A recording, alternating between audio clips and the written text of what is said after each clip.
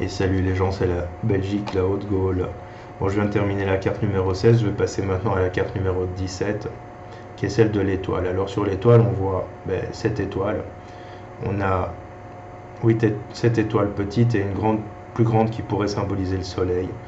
On voit une femme qui est agenouillée auprès d'un ruisseau dans lequel elle puise de l'eau, et avec ses vasques, avec ses cruches, elle va aller puiser de l'eau ou renverser de l'eau, on ne sait pas trop, parce que le geste est un petit peu, entre guillemets, indéfini. C'est une femme aux cheveux bleus, alors le bleu, pour rappel, symbolise quand même une certaine forme de spiritualité.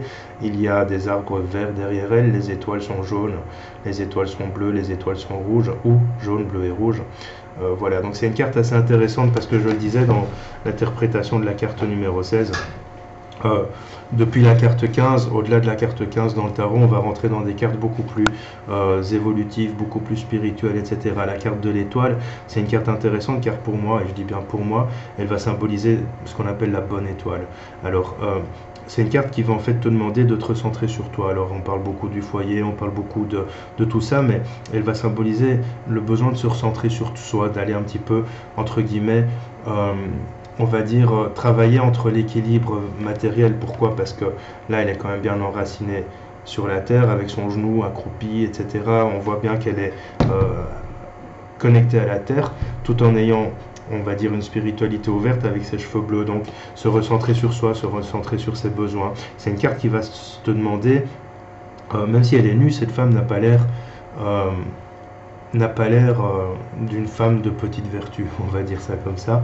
C'est une femme nue parce qu'elle se relie à sa nature, elle se relie à la nature, et c'est ce que l'étoile va te demander en fait de faire. Alors, elle va puiser l'eau dans des cruches qui sont rouges, en tout cas sur ce jeu-là, elles sont rouges. Je ne sais pas de quelle couleur elles sont dans le jeu d'Oswald Wirth par exemple.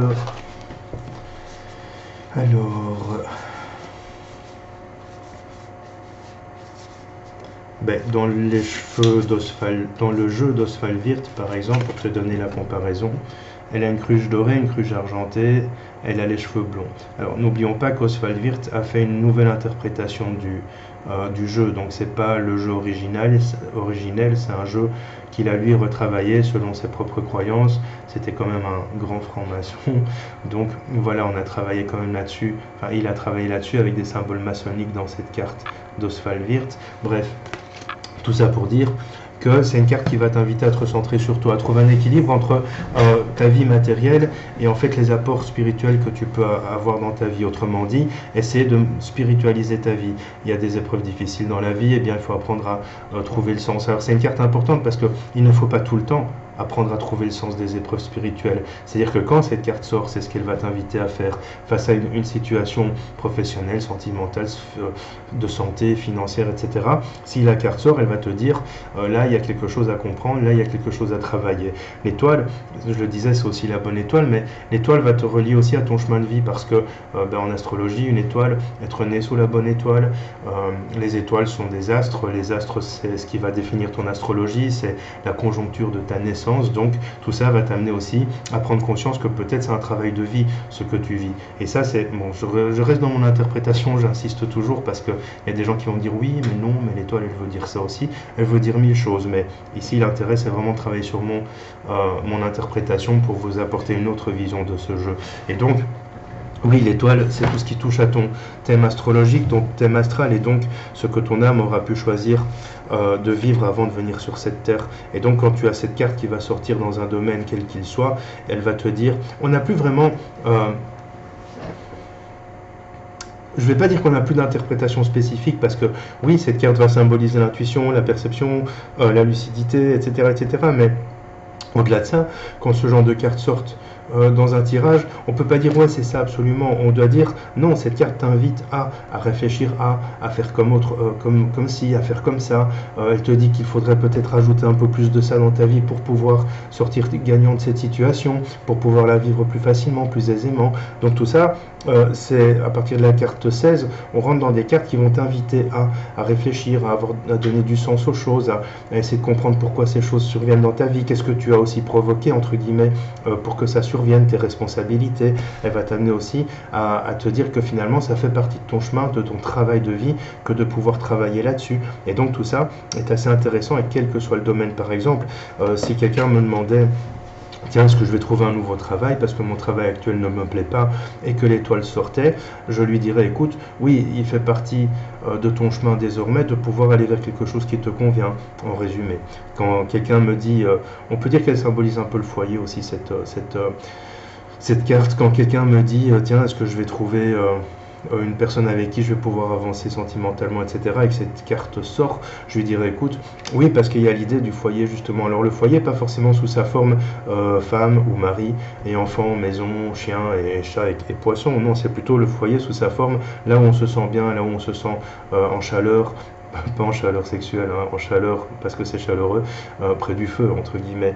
Et donc pour ça, il faut aussi apprendre parfois à mettre de l'eau dans ton vin, c'est-à-dire apprendre parfois à ne pas toujours on va dire imposer ni t'imposer des choses, des visions des choses et des perceptions.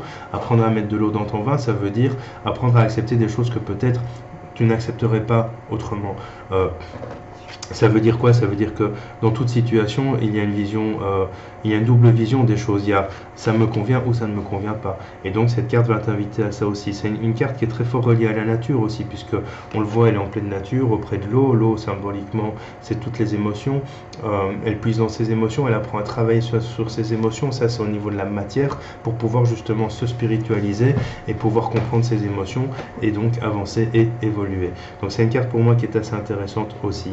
Par ailleurs, elle porte le numéro 17, et dans la numérologie chrysalide, le 17, il va te demander en fait d'avancer, d'évoluer, de t'émanciper par la pensée. Autrement dit, apprendre en fait à réfléchir correctement, à ne pas être dans des blessures, des peurs qui te freinent et t'empêchent d'exister, mais être plutôt dans la réflexion, l'introspection, l'introjection même, pour pouvoir justement t'émanciper, aller vers quelque chose qui te convient plus, qui te convient mieux.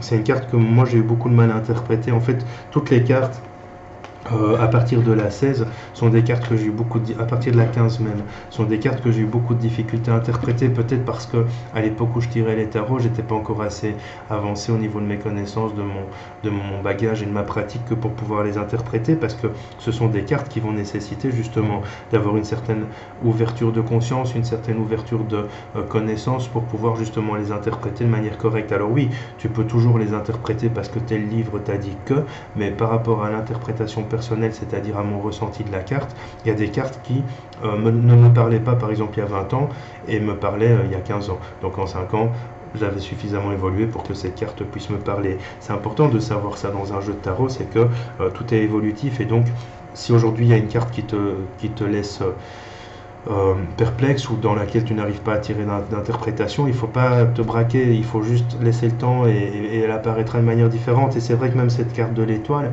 il y a un tirage où je te dirais tiens, l'étoile elle me dit ça, et il y a un autre tirage où elle me dirait le contraire, ou même il y a un autre tirage où elle ne me parlerait pas du tout. C'est ça la notion évolutive du tarot, c'est-à-dire que tu n'es pas dans une...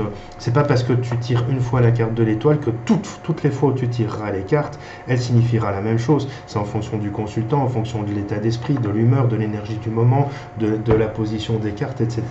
Donc tout ça pour te dire, reste ouvert aux interprétations possibles, reste ouvert au champ de conscience, et reste ouvert aussi au message que la carte veut te transmettre et te donner par rapport soit à toi, soit à la personne qui est en face de toi. Donc pour résumer, c'est une carte assez bénéfique, assez positive, qui va t'inviter vraiment à rester bien conscient de la matière, de la vie que tu mènes, tout en étant beaucoup plus ouvert à la spiritualité, aux opportunités, apprendre à comprendre et à gérer tes émotions.